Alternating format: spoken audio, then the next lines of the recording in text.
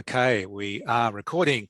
So, hello, again, it's Paul Humphreys here from Reaphilia, Interviews in Freshwater Science, and I'm very pleased and fortunate to reacquaint myself with Professor Barry Hart. And Barry and I go back a fairly long way to do with the Cooperative Research Centre for Freshwater Ecology days.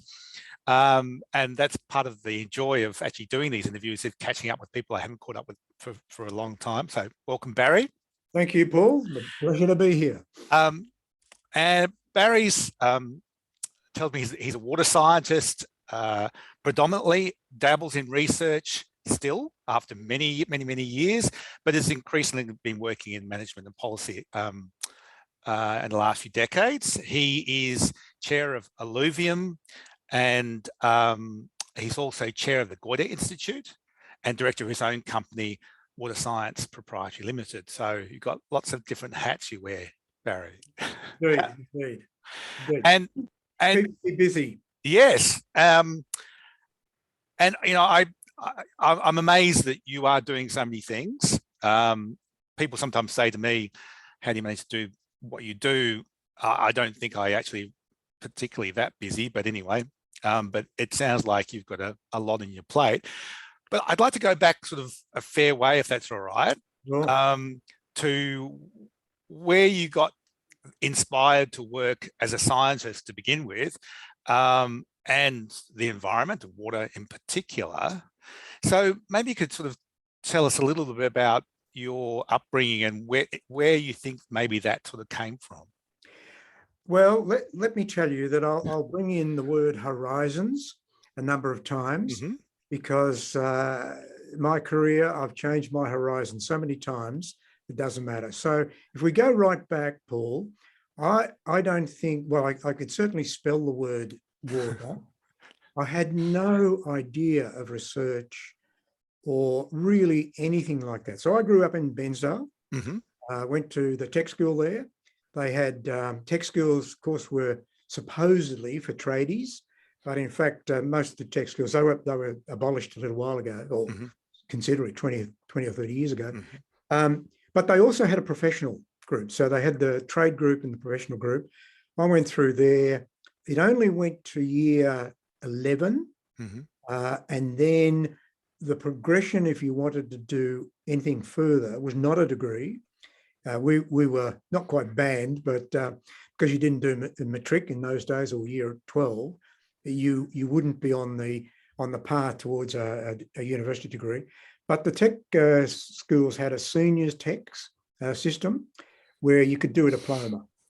I did a diploma of chemistry. It was 1 year less than a degree. And I did chemistry? Why chemistry? Well, the choice. I mean, the people these days don't know what enormous choice they've got. Probably too much, actually. But well, look, honestly, if you had any acumen in maths and science in those areas, it was either chemistry or it was engineering. Right. And they still had the four: civil, mechanical, electrical. Might have been another one, but that was probably it. That was it. That was the career pathway. So I had inspiring chemistry teachers. I had no interest in engineering. It was a pretty easy choice. Actually. And my father was a teacher, and for some reason or other, he was almost ensconced, I thought, in Bairnsdale. He'd been there 15 years. What did he teach? Well, he originally was a carpenter, and then went into teaching. So he sort of taught engineering drawing, so draftsman type things. He was a terrific potter, so he used to teach some of those sorts of things. But no, he was basically in the engineering drawing area. But anyway, he for some reason or other, he must have felt overlooked for promotions, and applied and got the headmaster's job up in Echuca, where I live now. And so I came up here, and the closest senior tech was Bendigo. So I went to Bendigo. It was an old school of mines. It was okay. I didn't like Bendigo. So I used to do a lot of hitchhiking in those days. I'd hitch to Bendigo on the Monday morning and hitch back on To Echuca. to Echuca. Yeah, my Right. parents lived there for 2 years. Mm.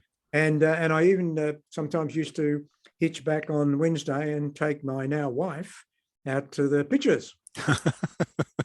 But they were the days you could do that. You wouldn't dare do it these days.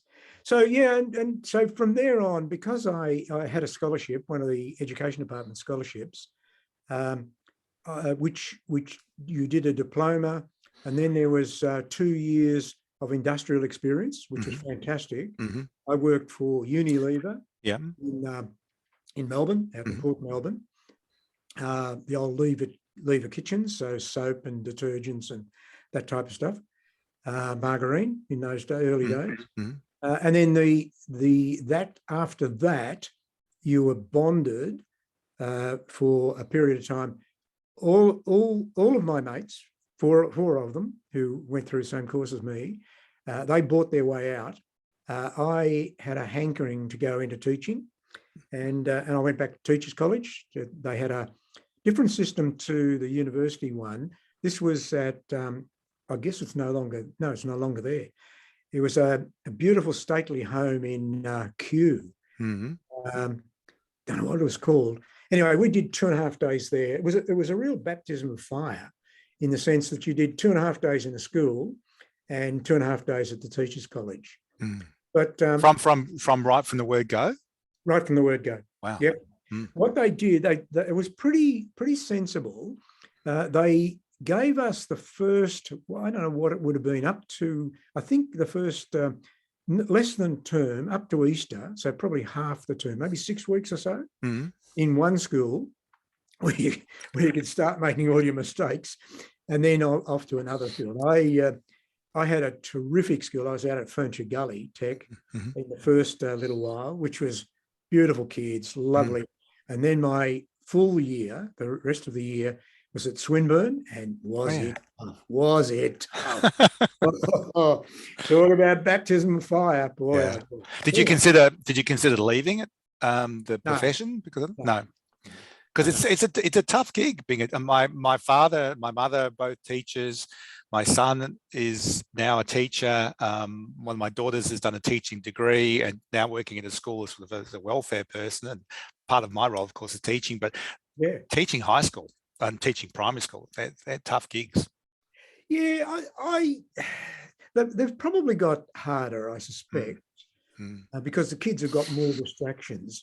I mean, teaching mathematics is always going to be a hard gig. And that was, I can absolutely remember, I taught in what they called, maybe they didn't, I certainly did, called the dungeon, the room under the stairwell, and it had a series of windows. That was it, all totally walled, apart from a few windows right up the top. And these kids, I went from something like 40 in the first stages to about 20. Every time. This was form 3, whatever that is, year 10, I guess. Yeah, 7, 9, 8, 9 or 10, one of the two. 9 or 10, yeah. As soon as they reached 15 was the leaving age in those days. Out they went. Yeah. Okay. No, it was good. I enjoyed it. It was tough, sure, but it was pretty rewarding in many respects. Now, before you go on, your mother, what did she have? Was she a stay-at-home mum in those days? Yes, totally. Yep. And did she influence what part of your personality or whatever did she influence? Did you think? Good question. Good. I don't know. Probably an eye to detail. She actually later in life ended up working in the school library. My father subsequently went as headmaster at Warrnambool. Okay. She was in one. They had a couple, I think, of techs there, and she worked in the library there. So she wasn't incredibly well read, but she had a fantastic command of the English language, written and spoken. Okay. You'd never swear near mum. Um, of course, she'd just say, you don't need to, you're just sloppy. You just don't need those words. You're just making up. I like that. Yeah, that's good. Yeah, I thought it was pretty good. Didn't change me much, Paul. But no, I think that, my PhD, as I said to you, was in quantum mechanics. It was all integrals and huge equations and so on. She actually proofread that for me. Wow. Wouldn't have had a clue what it all meant, but she looked at the paragraphs when I was explaining things, and I thought that was fantastic. So yeah, I think she probably instilled some of those. Yeah, my mother was my mother wrote. She wrote poetry, and she wrote lots of stories, and she instilled a love of writing. Oh yeah, and storytelling for me. My father's more. He was a teacher. He's still a sort of a teacher, I suppose. But it was about problem solving for him. But he was a language teacher, having said that. So he's very much interested in languages, and therefore pronunciation and spelling and grammar, and which has been wonderful in many ways. And I still ask him for advice about particular things, or doing some translations for me. But where did the quantum mechanics come from? Because mathematics, that's a huge thing. I was always quite good in mathematics all the way through. The quantum mechanics was I'm a pragmatic person. If nothing else, I am very pragmatic. So following on that career path, I then went teaching. I got posted. Everyone out of Teachers College wanted to stay in Melbourne. And Margaret and I got married during that year. And I said to her, well, look, we're both country people. Let's go back to the bush, and we can come back to Melbourne at some stage. So we got a posting. I got a posting to Stawell. As it turned out, my father was headmaster there. All right, at the same school. Yeah, the same school. Right. But I knew I could do that easily, because he was a teacher at the tech school that I was at. So yeah, it wasn't a problem. I knew we'd get on pretty well. And it was great in the sense that our first child, Trudy, our daughter, she was born there. So their first grandchild, they were there right on the. Oh, lovely. It worked out well. Anyway, I got a promotion back to. I started getting. This is the horizons bit coming in here. Yep. So I'm in the tech system. I've got a diploma. They at that stage were recruiting, particularly those who came in from social science. Were coming in with degrees. I had a few science people with degrees, but not many. And I looked at promotional opportunities, and they were going to be limited, put it that way. So I looked at what could I do to advance my prospects, and it was no question, get a degree. Yeah. And the education department at that stage had a fantastic scheme. They called it, in inverted commas, a free course. But what it was if you got one, they gave you half time off. And so I got a promotion back to Clayton Tech, which was right opposite Monash, back in the 60s, mid to late. So that Monash had just started up? Yep, started in 60. Yeah. So they took first students, I think probably in 61 or 62. So it was very rural, It's called the farm back then, was that? It certainly was. I think so. God, you should see it now. So yes. But so I was able to convert to a degree, 2 years, and that was good. And subsequent to that, I got a promotion to Caulfield, but that was they had a junior and a senior school, and by that stage, I'd become really interested in doing a bit more. When I first started off, I told lots and lots of people, I wouldn't have had a clue what a PhD was. It was nothing in my mind. So, but I did very well, and there's nothing like coming back 5 years older with a few kids to really put your nose to the grindstone. Really, that's a lot to take on, though, isn't it? I mean, even with the support of Margaret, to take on a PhD with kids, and you were doing the PhD part-time, is that what you're saying? No, well, yes. I did the degree with the half-time off. Right. but the half time, because I was at the senior school, the total teaching load was, I don't know, 20 hours or something like that. So I was able to do, and I had a fantastic head of department. He wangled my lectures and pracs so that I could do it all in the one day. Oh, wow. Fantastic. This is during the PhD. The degree was a bit different, but the degree was easy because I could, have an hour, flip across, do a lecture at Monash, come back again, take up the cudgel again. But the other one was that I could do all of my teaching. It didn't finish until 10 o'clock at night. So it was pretty tough, but I had basically 6 days then. Yeah, look, we had 4 kids at that stage. Margaret got me the degree, the PhD, no question. I mean, it was fantastic. I really, this is not the time to bleat, but I really, what's the word? I didn't really look after my family during that particular time. So, but they still talk to me. A few things, right? Oh, look, I did my PhD from the ages of 25, 29. I had my first child at 30, and I can't imagine trying to do a PhD or anything like that. That's well, we got married at 22. Yeah. So I was 30. Yeah, I was 32 when I finished. So I must have been 29 or something like that when I started the PhD. And I have absolutely no truck with the students that I've supervised over the years who take more than 3 years. I said to them, I did mine in 3 years with 4 bloody kids. Come on, get going. And did you, what were your expectations of coming out of a PhD with you're obviously doing some teaching, but with a quantum mechanics PhD, did you expect to get a job in that sort of field somehow? No, not at all. Not at all. It was totally pragmatic, Paul. The 4 kids, there's no way I was going to do a bench type chemistry degree. I'd have been down there all the time. Quantum mechanics in those days was computing, big mainframes and all the rest of it. No, I could still do a heck of a lot of it at home.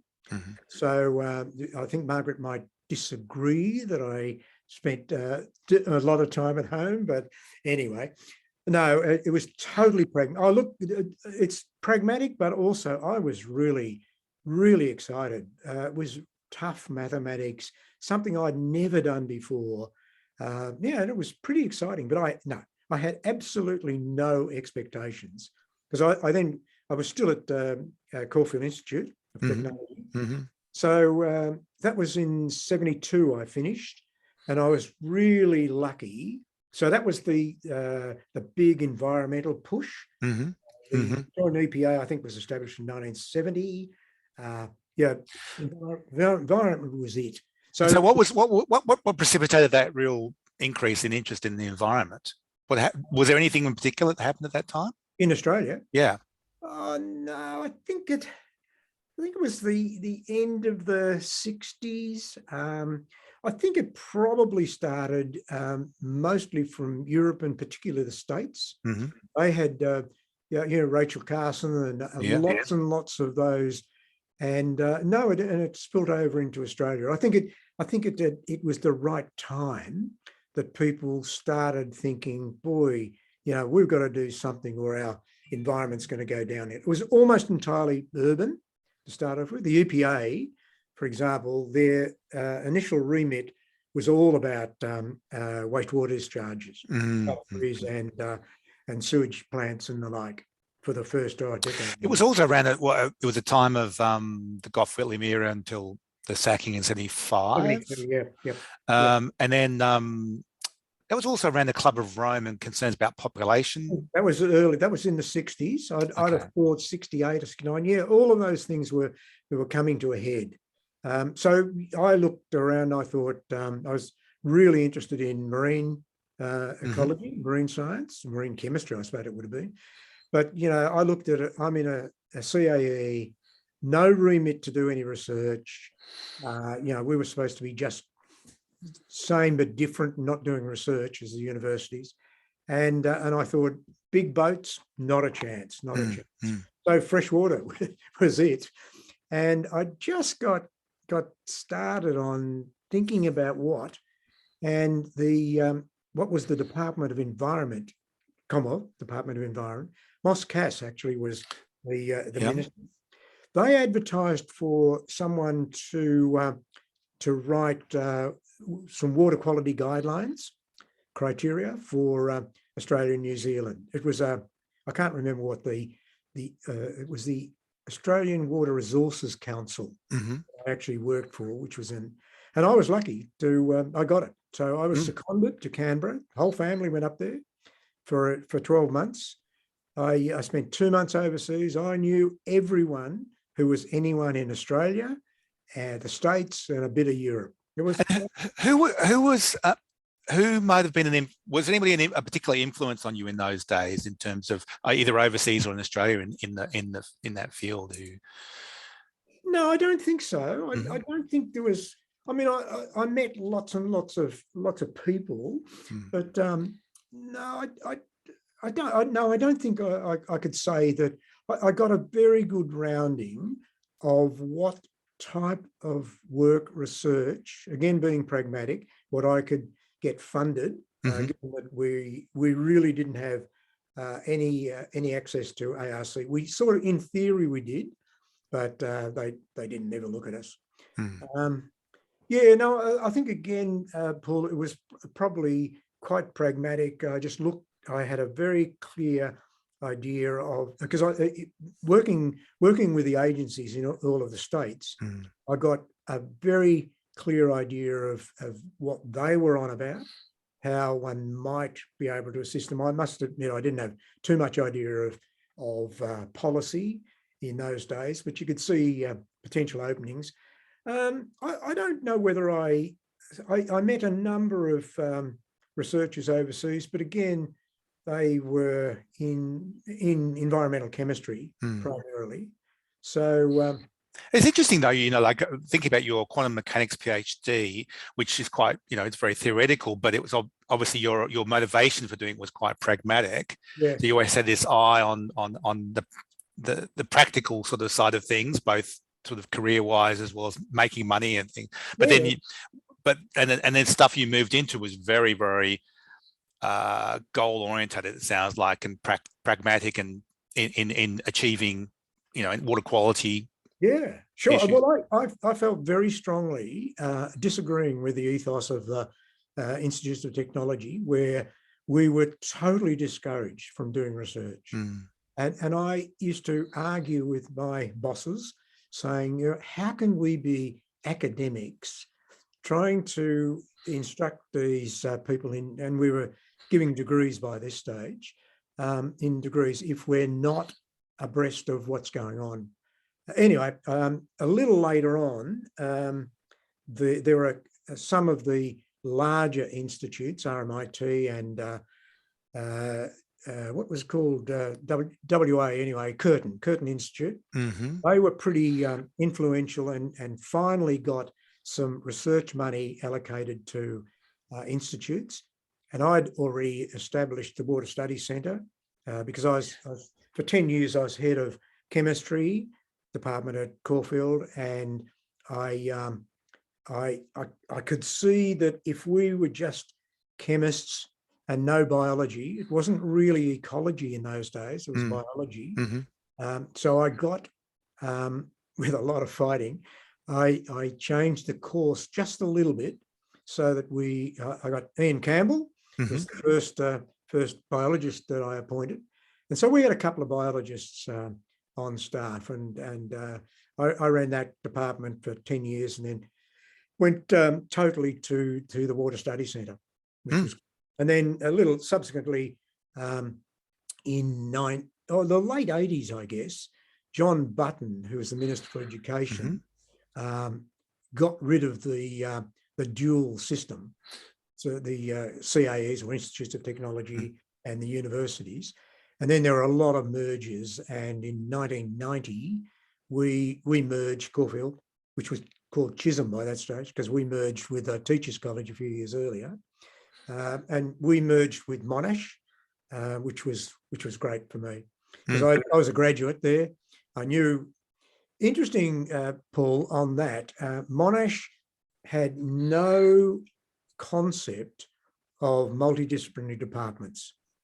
I fought to keep the Water Studies Centre as an entity, a chemistry, biology entity, but they couldn't have it. I lost, from all accounts, was very close. But anyway, the powers prevailed. And so the chemists went to chemistry and the biologists went to biology.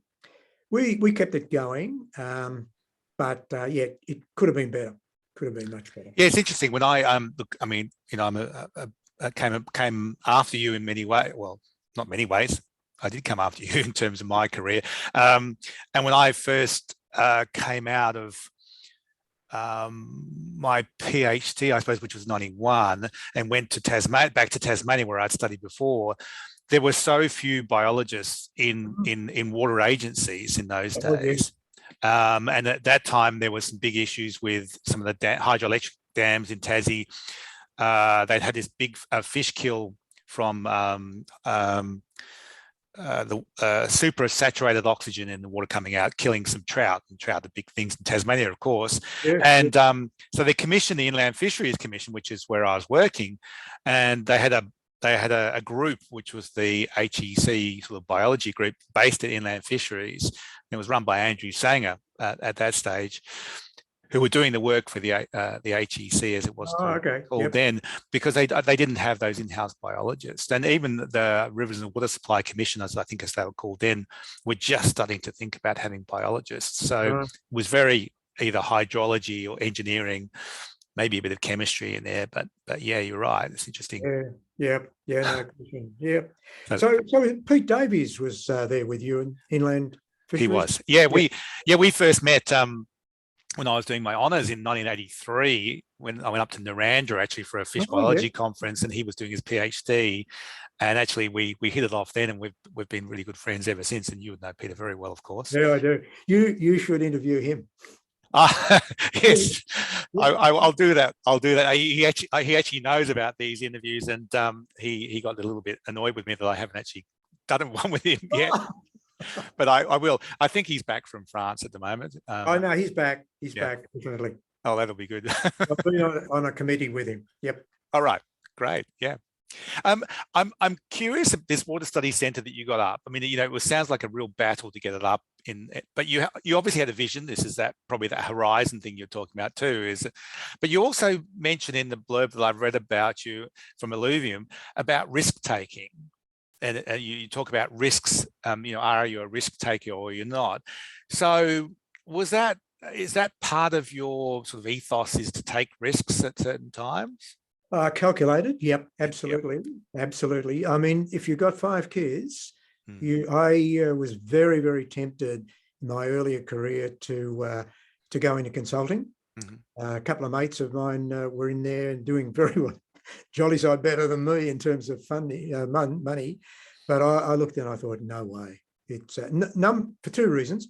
One is it was too risky for me with 5 kids, and secondly, or with the family, and secondly, I couldn't do what I wanted to do, which was research. So look, the Water Studies Centre, we established that in '76. It's been going for a long, long time now.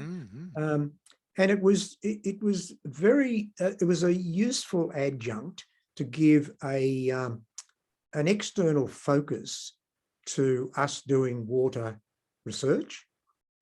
Called it Water Studies, not water research. I think Jorg Emberg had Water Research Centre at that particular stage. Anyway, whatever.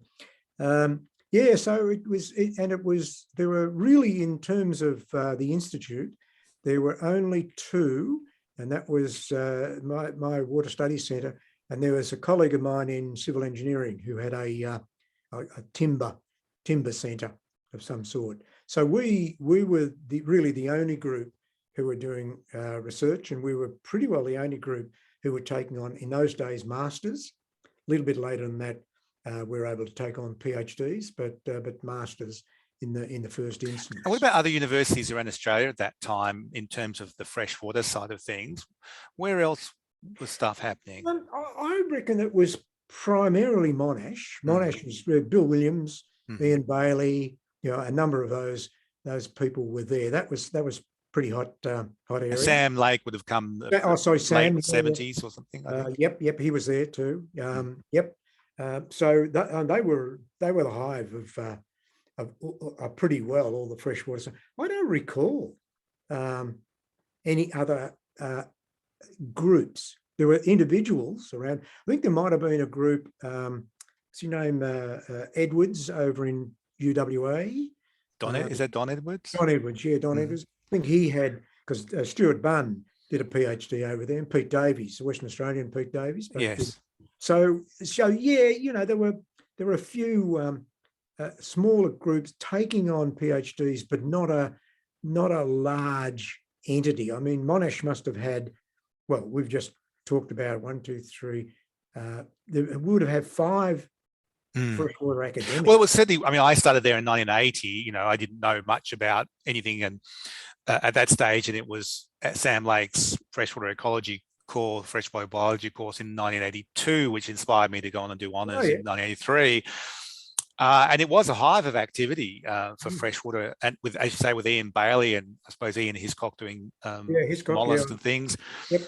It was known as the place to go, and I was just I was talking to somebody just the other day, and oh, that's right, I was an old colleague, Anthony Sockel, who did a PhD back then on crayfish, on yabbies.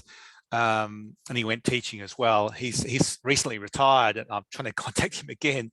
But there were so many people. There was Sabina Schreiber and Ross Sinclair and Andrew Bolton and Leon Barmuta and Ben Gorner eventually ended up going there. All sorts of people there at that time when I was an honours student. It was such a wonderful place to be in the early 80s. Oh, yeah. You look around. Look around the well, most of them are getting close to retiring nowadays, but yeah, they're all have had good careers, really good careers. Yeah. I turned 60 on Wednesday. Would you believe? That's how old I am. I know it's hard to believe, but yeah, I know time flies, doesn't it? Well, I tell you, we when is it, in less than a month's time, we are 60 years married. Whoa. Right? That's a bit of a milestone, isn't it? It is a milestone. You stayed around that long. Yeah, well, that shows perseverance. So let's move on a little bit on. So we're getting close to the Cooperative Research Centre for Freshwater Ecology, which I'd like to spend a bit of time talking about, and because it was certainly something that I was heavily involved with, at least the first incarnation of it, and that was Peter Cullen, who was the director of that at that time, and you were, and then he became the CEO or something, and I think you had several directors, of which you were one of them. Do you remember how the CRC for Freshwater Ecology got underway and your involvement with it? Absolutely. So they were advertised. I think we put in our first bid, if I remember rightly, in 91, and we dipped out, and we got a Guernsey in 92. Now, look, what happened? I can tell you exactly what happened. There were 3 of us: Peter, who was at University of Canberra, Dave Mitchell, who was running MDFRC, myself, who at that stage we'd joined Monash, so Water Study Centre, but with Monash now rather than the Institute, and I can't remember his name, but whoever was the, I think Don Blackmore might have been the CEO. So it was, anyways, the Murray-Darling Basin Corporation. But it was a person who was, in those days, they had a president, and I'm terrible on names, but he was from Western Australia. Anyway, we sat down and had a meeting because it was very important that the commission, if we wanted to go, we had to have the backing of the commission. We could do all the researchy type stuff, but we needed a good policy group, and so we got agreement there, and and the push. I mean, the impetus, at least my understanding of the impetus, because I came on in 1995, and 1991 was the great Darling River algal bloom, which It was 90, wasn't it? Yeah, it was or somewhere around, yeah, 1991. I think it was 90. Better memory than I have. 90 is 1,000 kilometre long algal bloom, which I think was, correct me if I'm wrong, one of the sort of major events that got people sort of sitting up and taking notice. Absolutely, Paul. Absolutely. Now you're right. You are right. 91, because I can recall that Peter and I and a few others were there at Burke, looking at what we could do, what sort of research and so forth. And we got, I can remember, because I was off in a boat grabbing some sediment samples just near the bridge at Burke. And I came back and Peter's sitting in the vehicle, absolutely downcast. What's up, mate? What's up? We just found out we haven't been successful. So that was it. Yeah. And we got it next year. So yeah, no, I think there's no question that that raised the bar as far as freshwater science was concerned, and made it quite clear. The CRC for catchment hydrology, they got up in 91. Okay, before that. So then there were the two of us. And two of the few public good CRCs, I gather. Yeah, I can't remember all the rest of them. There were probably one or two others, but yeah, and they lasted, well, we got 7 years initially, and then got another 7 years. And at the end of that, they decided, no, public good CRCs weren't the flavour of the month. So, and that's and Peter Cullen had moved on at that stage. I mean, he was no longer director or CEO up after the first incarnation. I think it was Gary No, Gary Jones. No, Gary Jones. Was that right or not? I'm trying to remember. I think, oh yeah, Gary Jones certainly took over, but I think Peter was there until he died. Okay, but I could be wrong. Someone will correct. Yeah, I'm just wondering whether I mean, he was a force of nature, and he had a lot of clout with politicians, and yeah, it would be a hard shoes to fill in terms of what he was. Well, it was also difficult too, because after that second tranche of the CRC, they said, no, we don't want excuse me, any public good CRC, so they changed it to e-water. That's right. And the primary push there was to develop up that source software package. So it changed totally. Yeah, still did some good work, but a very, very different, very little ecology. In fact, what they did was they mined in the first little while. They actually mined the existing ecological knowledge, but yeah, things change. Yeah, look, I think for me personally, it was a great opportunity because I joined the organisation to run a particular project, but there was some. I remember. Yes, you do. I lived close by here. That's right. That's right.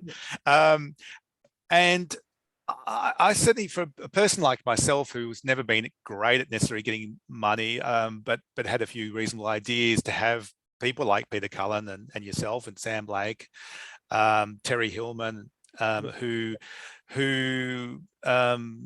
and Angela Arthington and Keith Walker's involved, of course, to sort of to champion some of those ideas and to push me along was a wonderful thing. But so when the CRC when that all stopped, what was the next stage in your life? For my next stage, well, I actually, after 10 years, I resigned from the CRC. I was director of research there for most of the time. That's right. Well, it was great. It was great, but it was time to move on. And I was thinking of retiring from the university. I actually did in December 2003, but for various reasons, I sort of stayed on for a couple of years running the Water Studies Centre. But it doesn't matter what the reasons were. And then we shifted up here to Echuca. So I jokingly, don't know whether I jokingly talk about this, but so when we got married, I took Margaret out of Echuca, and when I retired, she took me back to Echuca. So it's a full circle, Paul. So what do you like about Echuca? What's so great about Echuca? My wife likes it. Mm. Happy wife, happy life. No, oh look, it's a good town. I don't interact very much here. I'm still, pretty much every day in my study, particularly over the last couple of years with all those jolly Teams meetings and Zoom meetings and the like. But oh look, it's close to the airport. I don't do anywhere near as much travel as I used to. But in the earlier days, I was still doing, every couple of weeks I was interstate somewhere or other. 2.25 hours down to Tullamarine. It's pretty convenient. So I mean, you were talking about retiring from the CRC and you kept going with Water Study Centre for a while. So you must have been in your 60 odd or something at that stage. Yeah, perhaps. I was. Yeah. What motivates you to keep on wanting to be part of the whole thing? Look, I think it's life is never stationary.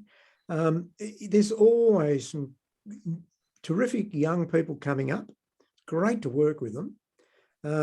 Particularly if they do all the work and all I put in a few comments here and there. No, I'm joking.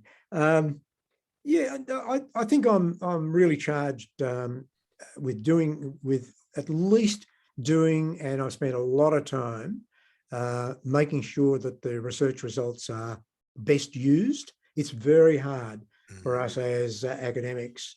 I mean, the whole motivation, or at least from a performance assessment point of view, the university just wants publications, good peer-reviewed publications. Some of they used to talk about teaching excellence. They used to talk about interacting with industries, but mostly it was bullshit. Your promotions got almost entirely in terms of publications. It might be a bit different now. I don't know. I've been out of it for a while, but so yeah, you got to have those. But I always felt dissatisfied in that I knew so many things that should have been known by the people in the departments and weren't. And so the only way I found that was useful to do that, I probably could have gone doing a lot more consulting, because that's a good way to get coalface in agencies. But the other way was you're on and chair a number of scientific advisory committees.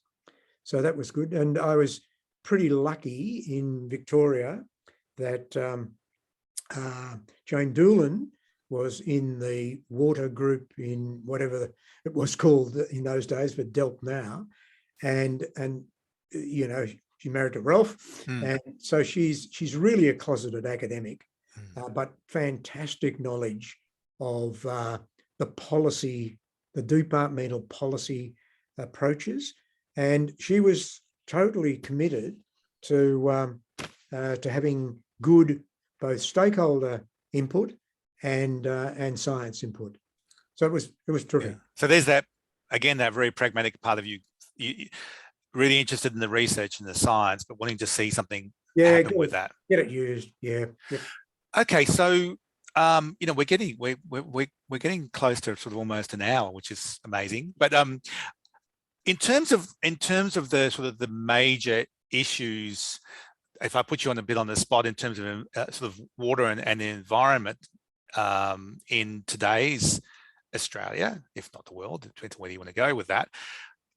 What do you reckon are the sort of the major challenges that we face at the moment, whether it be rural or regional or urban?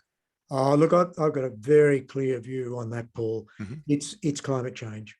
Climate change is going to dictate almost all of the things that we do and the new science that we're going to have to get. And it's not just science. I mean, I have a fairly Catholic view of science anyway, because I'll include economists and I'll include social scientists, and so it's all about that. But I'll look at it, from a policy point of view. I mean, as you know, I've been heavily involved in the Murray-Darling Basin and still am. That's the next version of the basin plan is going to have to be dominated by climate change. It's going to change potentially the whole balance. There's going to be less water. So how do we balance the trade-off between irrigators and the environment? It's going to be tough titty. The irrigators are going to be faced with some really major issues over the next 20, 30 years. From my point of view, Paul, there is no way we can sustain the current irrigation footprint. Not a chance. It's going to have to shrink. So how do we do it? Does the state take, or the state or federal government, in other words, take some view about winners and losers, or do we let the industry sort it out themselves? You know, those who make the right choices make lots of money. Those who don't go broke. I don't know. I don't like that scenario, but I also don't like big government getting in. So it's somewhere in between. But look, you know, in terms of the environment, we're going to have less water around Australia. It's still a little up in the air as to what's going to happen up northern Australia. I was going to say, talking to some of my colleagues up there, it sounds like that there could be a huge development going on up there. Well, it sounds like that's the push anyway. Indeed. But that aside, I'm just talking about the actual quantum, the water resource that we're going to have. So we're going to have enormous challenges as scientists, ecologists, in terms of what's the environment look like? What is a plausible environment that we can adapt to in the next 50 years? It's going to be a hell of a lot different than it is now. And are you a pragmatist in terms of the environment and the ecology, in the sense that that it's mostly about sort of managing what we want to see as a functioning riverine ecosystem in the say case of the Murray-Darling Basin rivers, or do you see it more of a, not a hands-off, but sort of we'll see what happens, rather than having visions of what we actually want?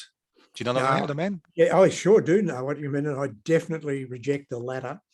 I mean, if there's hands-off, I guarantee you that the greatest amount of water will go to irrigation. It will. So I think we've got to be both very, very pragmatic, that we won't be able to have the same environment we've got at the moment.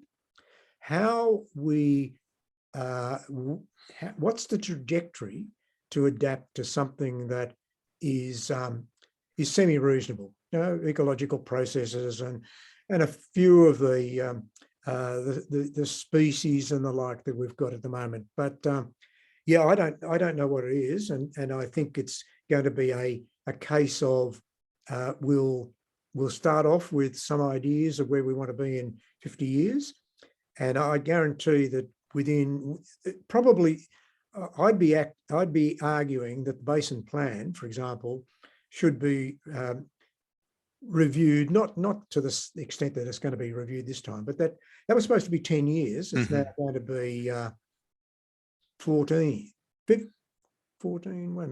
16 years. Well, anyway, whatever. Not 10, no, 14 years. But I think we're going to, number one, see changes occurring faster. And I reckon 5 years is probably the time that we at least need to look. I mean, you know, adaptive management is built into the basin plan, but you know, the amount of adaptation you can do each year is minimal. And if your big review is every 10 years, oh God, that's a long time for adaptation. I just think that we need some flexibility. The trouble is, it's so political that I'm just at the moment looking at writing a paper on there are some pretty major policy situations if we leave the current parameters, the Basin Plan parameters, Water Act parameters, the environment's going to get screwed. Well, sorry, entitlements will be better off than the so-called planned water, the water that doesn't have entitlements, but it's environmental water. And it's going to, if we have a 20% reduction in water. It's the entitlements, and that includes the environmental entitlement, but they're pretty small. They're pretty small bickies. 2,000 gigs or thereabouts, and there's about 16 or 17,000 gigs is the planned water, the water that really has no control or very few controls, and very little protection. So that's that I'm worried about. The parameters have got to change. The other thing is we tried in the early days of the basin plan to take into account the climate, but not very much. We had those three scenarios, 2,400, 2,800, 3,200, and did a little bit of looking at what were the socioeconomic impacts. But it was almost like, well, the more water that goes to the environment, the more difficult it's going to be for irrigators. And if it was 2,400, then that's good for the irrigators, but not so good for the environment. It was really crass. Do you think that the in the interim period from 2012 with the bushfires and drought, with people thinking more about climate change, perhaps, and issues with the attitude of the previous government, and maybe now the shifting government, do you think the attitude things may improve in that? I know you're saying it's all very politicized, but do you think things may improve with, just like we're talking about with that algal bloom in the Darling in '91, is that did get people really rather concerned? Sure. Oh, well, you take the Water Act, Paul. That would never have occurred if we hadn't had the Millennium Drought. Yes. That was right in the middle of the Millennium Drought. There were a number of towns along the Murray that were going to run out of water. Boy, did that galvanise things. Yeah, look, I think you're right. Certainly, there's no question that climate change is really on everyone's mind. So, but the MDBA aren't silly. They will have to put that up, high, front and centre of the next basin plan. It's got to be trying to adapt to climate change. That's why I'm saying I think the reviews need to be shorter. Because we're going to see things going on. But no, I reckon I could be cynical and say anything will be better than the last government, but it would be. I think they were really very much influenced by irrigation lobby groups. This government will have to take notice of them, but they're not going to be as influenced. Look, they've got to anyway, because there's people's lives involved. It's sort of like getting out of coal. Yeah, but what do you do about the Hunter Valley? Goodness gracious, and a few of the other places. So there's definitely a social dimension to it, which I think will be good. But I don't know how it'll work. But the whole SDL, I think the SDL is a single number. Yep. Sustainable diversion limit. Sorry, sustainable diversion limit. Yeah. And the Water Act requires the MDBA to work out what is an ecologically sustainable level of take, ESLT, which translates then, the other side of it is the SDL. But yeah, I think there's scope to doing that again. There's a little bit of work that's going on at the moment, which I think may well come up. The issue always is that, or not always, I think the big issue here is that if you were scientific about it, you'd say, well, we have to have a variable ecologically sustainable level of take. Yeah, and we do that. We do that each year when the Commonwealth is working out how to deliver its environmental water. Is it a wet year? Is it a dry year? Do we need water here? Do we need water thereabouts? So the management occurs that way, but it's still within a single volume. So I don't know how you would do it, but if there is a way in which that can be made more flexible, I think that would be a really good thing. Yeah, yeah. Okay. And look, I might finish off with what's the future hold for you in this area, Barry? Or what would you like to, how long would you like to be involved with it, and what would you like to do? Oh, I think I'll keep going for a fair while, Paul. Not in terms of some of the companies and Goida. I'll probably give those up in the next couple of years. But you know, I mean, one of my you talk about people who I admired. I'd forgotten about this one. Not so much because of research, but I can recall doing a review of Jörg Imberger's centre over in WA, UWA. And one of the people there, we had a dinner one night, and one of the people who was there was a chap who was at UWA as an estuarine scientist, who we were chatting away, and he just turned 95, and he just published a paper, and I thought, that's what I want to do. Publish a paper at 95. That wasn't yes, it was. Because I worked when I was doing my PhD at Murdoch Uni in WA. Oh, okay.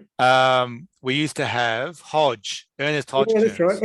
Ernest Hodgkins. Yeah. He was. I don't know how old. This is in, late 80s, early, about 1990, and I'm sure he was 80 plus then. Oh, he would have been, because I reckon this one would have been. Maybe it was 2008 or 9. I just can't remember. But yeah, he would have been. It was 90. Because he was working for I'm pretty sure he was working for the EPA back then. Yeah. And he was 80 odd or something like He that. He was running the Peel Harvey program. So we were working in the Wilson Inlet down at Denmark. Oh, okay. That's where I did my PhD, and he was coming down with somebody, and I can't remember her name, from the EPA, and taking water samples. And I remember one thing, I do remember him, he had a bucket with a glass bottom to it. Oh yeah. And he'd walk around looking at things with that. And I bought some similar things for the university, those viewers.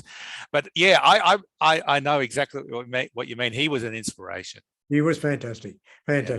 But yeah, no, I look, it's my life's pretty good. I don't have any stress, because basically, if someone rings me up and says, "Can you do this in 5 minutes?" I can do it, because I've either done it before or I know what to do, and I'm very good at the 80-20 rule. Yes. I do what is required by the time. So no, I think I'll continue on doing. I still get into the literature pretty regularly. I will stay involved with one of the alluvium companies for quite some time. I suspect Eco Futures, which we've just started up, and it's sort of one of the areas that I'm really interested in, sort of ecological restoration type, and particularly focusing very much on climate adaptation. Where's all that going to lead? And keeping up with the science and the new techniques and things. I mean, I find that it's both a blessing and a curse nowadays with the amount of work going on, but then you've got all the electronic journals and things now, that the whole digitization sort of revolution means that you've got at your fingertips, but keeping track of it can be quite difficult at times. Yeah, but again, I've sort of got time. I mean, compared with what it was like when I was at Monash, getting into the literature was really difficult. There was just not enough time. But now, I can. I've got a number of searches that come through to me at various stages. I can scan those pretty quickly, get out a paper. My general modus operandi is if it looks reasonable, I'll print off the abstract, have a look at the abstract. If it then looks interesting, enticing, I might pull the whole paper. But yeah, I've given away EndNote, All right. I use Zotero. Oh, I haven't come across. I still use EndNote. Do you? Oh, get on it.